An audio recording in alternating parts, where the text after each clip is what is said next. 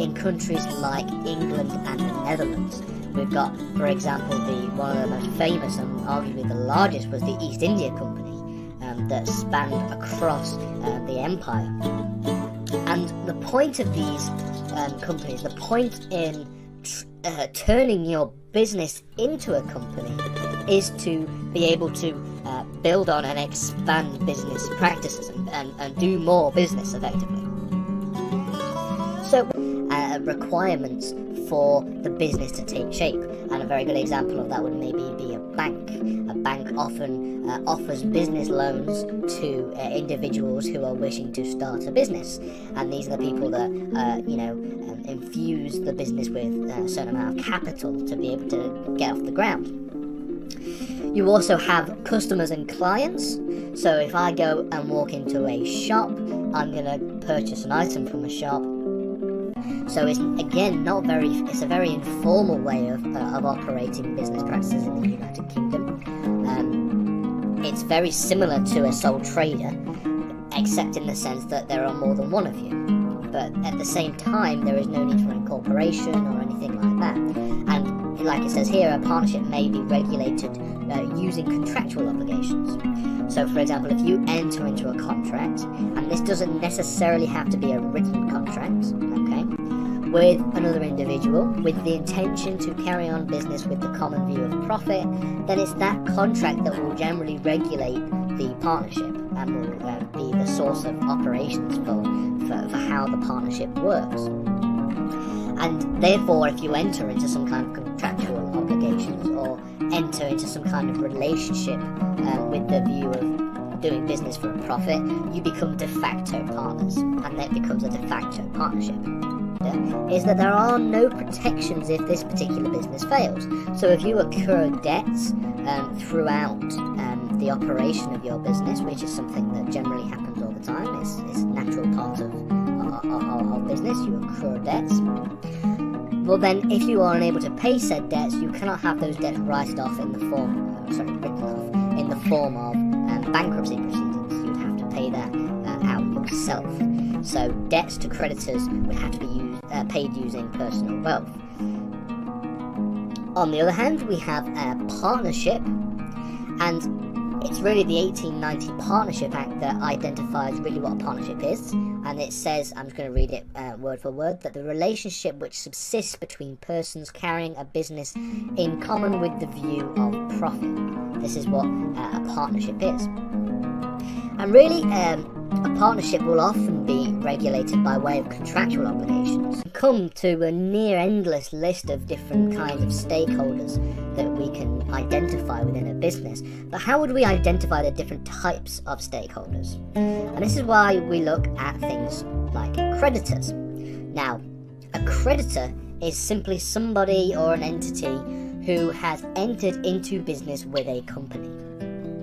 So this can be either voluntarily or involuntarily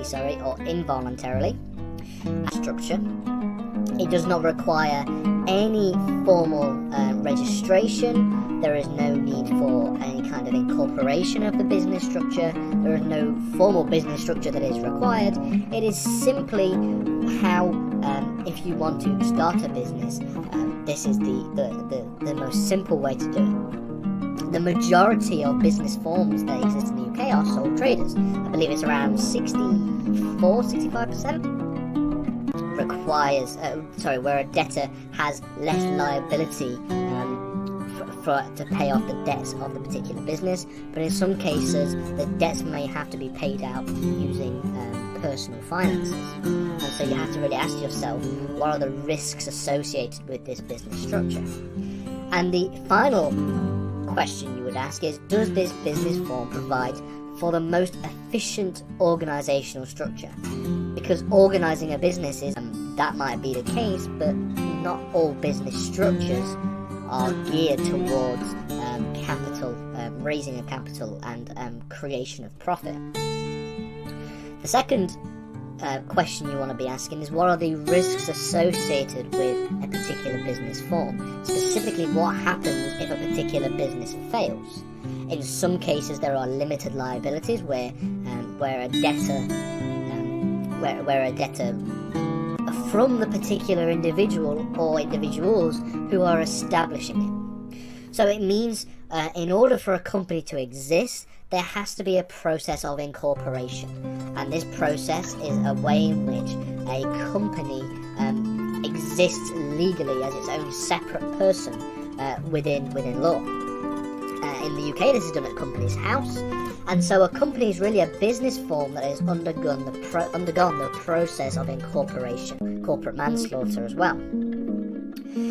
You also have the various people that own some kind of shares in a particular business, or just some kind of interest in terms of investing within the business, owning the business, or being partners within a business.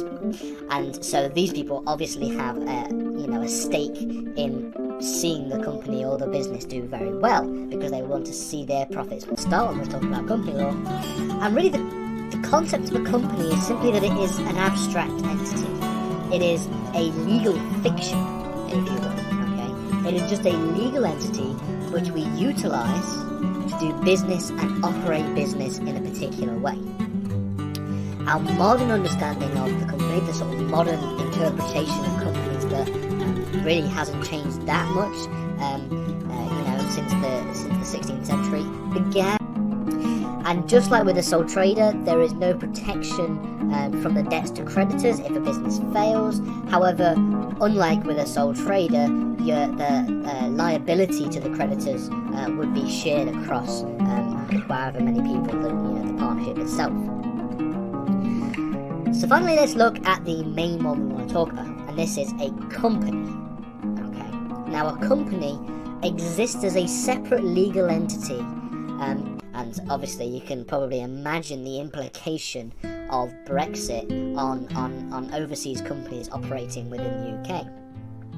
So the first major reform that we're going to talk about is the reform to the 1985 Companies Act, and this was a real major overhaul of this piece of legislation, and also it came with it the passage of a new piece of legislation, the Companies Act 2006, which came into force in 2000. Contractual liabilities of a company, things like the Corporate Manslaughter Act, and you've also got regulation from supranational institutions like the European Union, mainly EU directives, and a few pieces of EU case law as well from the ECJ, and obviously we have to talk about the impact of Brexit on company law. And then you've also got a number of international law regulations that seem to act as sometimes more of a guide. Now, we will be referencing the Companies Act a lot throughout this series of lessons, obviously, but the Companies Act itself is particularly huge. It's a very, very, very big, thick, dense piece of legislation. So I wouldn't encourage anybody to read it from start to finish, but we will be referencing all the important parts throughout. And then in 2015, we have a reform to small business and with the small business enterprise. When it comes to the specifically the legislative evolution of company law, it should be noted that there have been quite a few interesting changes in very recent years, and by very recent I mean literally last year. So really we're talking about since 2006, because it's important that we look at the sort of modern evolution of company law, because company law changes quite a lot. It's not like it's very important and key to ensuring its survival. So really there are three that we're going to talk about, three business structures that we're going to focus on. We're going to focus on the concept of the sole trader or the sole proprietor, the concept of a partnership, and then finally the concept of a company. And we're going to distinguish what all of these different things mean. So, sole traders, or sole proprietorship, is really the most informal form of business. And Employment Act 2015, then we start to see the larger reforms that took place, specifically in response to particularly the COVID-19 pandemic. So, one example of this is the Corporate Insolvency and Governance Act from 2020. And this act provides new mechanisms and new methods for a company to restructure, and also for company rescue and company recovery. Now, we will be talking about lenders, managers, investors, for example. And it really means that they can seek securities from the business, okay? Whereby if their interests or their issuance of a credit product, are unable to be secured, then the business will have. Then there is a certain consequence from the business, and that is in the form of securities. By contrast, on the other side of the coin, and an example of a voluntary creditor would be something like a lender in a bank. So a lender in a bank voluntarily, provides a certain amount of capital for the particular business. An involuntary creditor could be something like, in the case of tort and crime victims, these people don't intend to enter into some kind of relationship with the business when they are, entering. An unsecured creditor is one that doesn't have any collateral within its crediting when it acts as a creditor with a business. And really, in other words, effectively, a secured creditor holds a line on its debtor's property. Now, we're going to talk about this in a later lesson, so don't worry about not understanding it too much yet. But the distinction between secured and unsecured creditors generally is probably the most complex of the different ways in which we can distinguish creditors in a business. What I want to do in this lesson is introduce the concept of company law. We're going to look at a number of very basic key elements of company law. We're going to be exploring what the concept of company law is. We're going to be looking at the modern evolution of companies. So we're going to look a little bit about the history and where companies originated, the time periods where they became more and more prominent.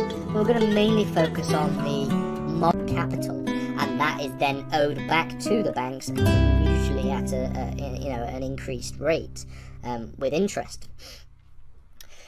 On the other hand, you have people like customers who tend to be weaker creditors. They have less of a position within the business. They're not as integrated within the business if you're simply just purchasing a good or service from the business. And then we've got the final way in which we characterize crediting, that a debtor cannot pay its debts to a creditor, and that's where insolvency proceedings begin to take shape. So it's important that we do focus on that in a lot more detail in its own separate lessons, but we will touch on it very briefly in this series of videos as well. And it should also be noted that we are going to be limiting our understanding and our study to UK related company laws. There are obviously other branches of company law that exist. We could talk about EU company law. This can be on the one hand a secured interest, which we'll talk about in a little minute, and it could also be an unsecured interest. It could be an interest that is a strong interest and a weaker interest. And you can probably pick and choose which ones fall into the sort of strong and weak distinction when we go through this list. So one such stakeholders in a company or a business are lenders, and these are the people that maybe provide the capital, and they're mainly used for very small businesses, sometimes referred to as micro businesses. And these are generally, if you are, for example, a plumber, and you are a single, self-employed, you work on your own, you tend to be a sole trader because there is, less need for a larger business structure when you're a one-person operating and doing business around the country, for example. One consequence of a sole trade, I have an interest in that business because I am, interacting and forming contractual obligations with that business by way of purchasing an item from a shop. You could also talk about tort and crime victims. So people who have been wronged by the business will have an interest in seeing that come to some kind of justice, whether that be a tort or whether that be a crime, a criminal procedure. We'll also talk about international company law, and while they will play a role, obviously the EU is going to play a major role when we're talking about different ways in which company law operates in the UK. We're not going to focus on them specifically.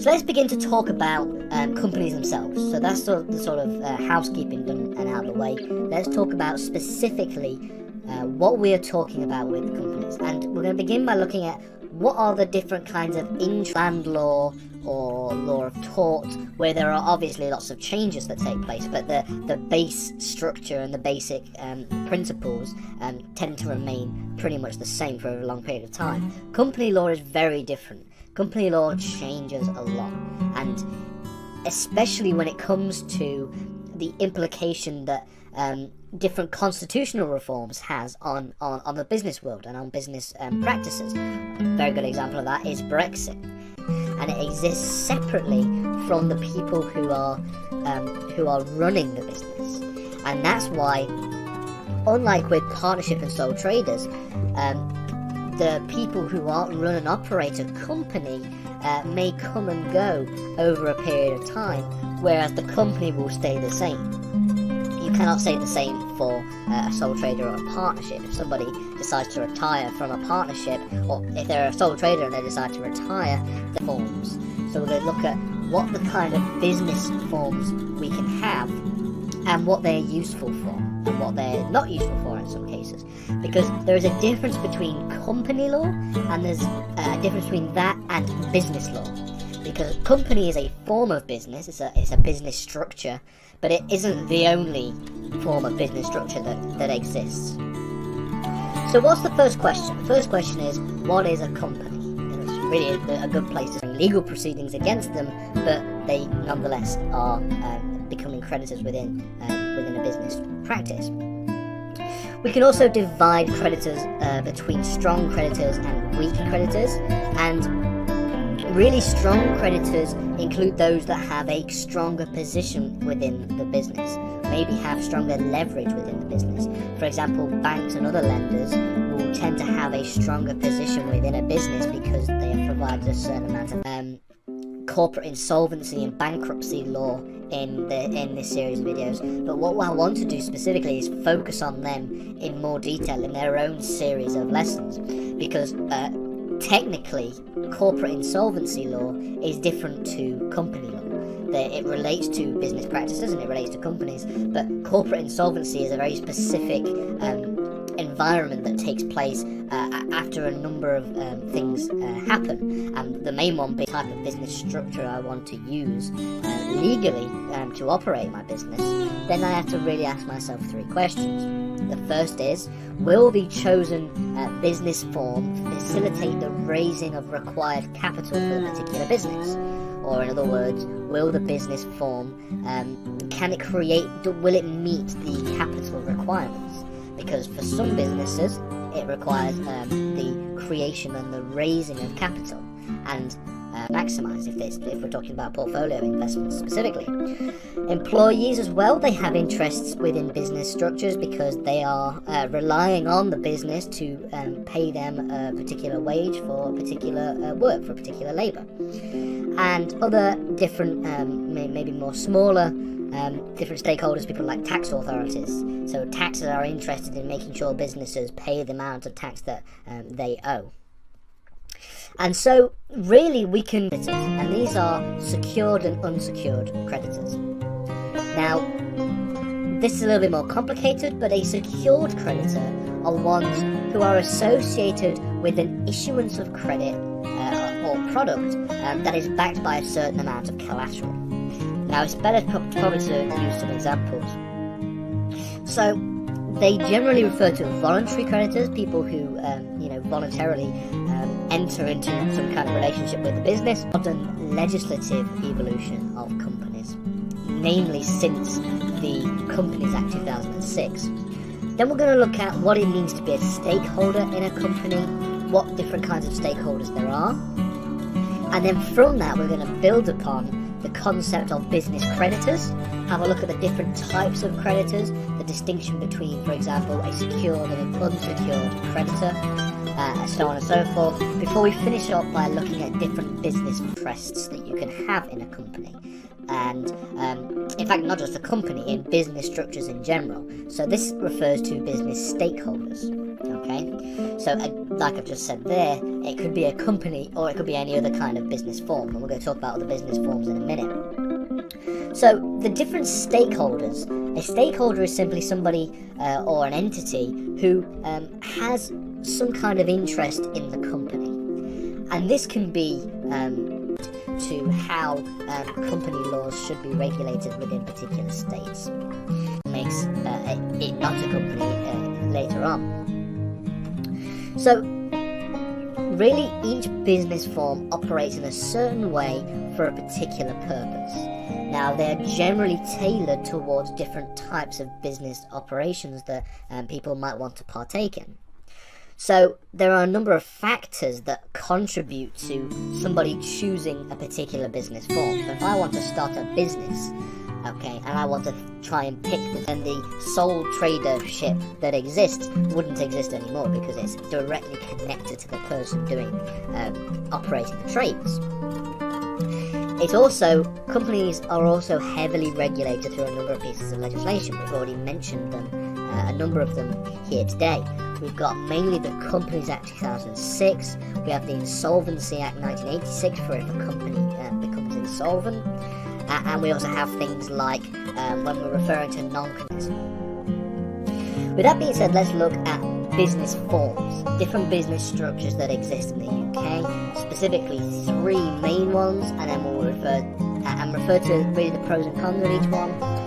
So, really, this doesn't necessarily have to refer to a company. In fact, spoiler alert, a company is one of the business forms. The other 2 do not exist as a company, and we'll distinguish between what makes a company and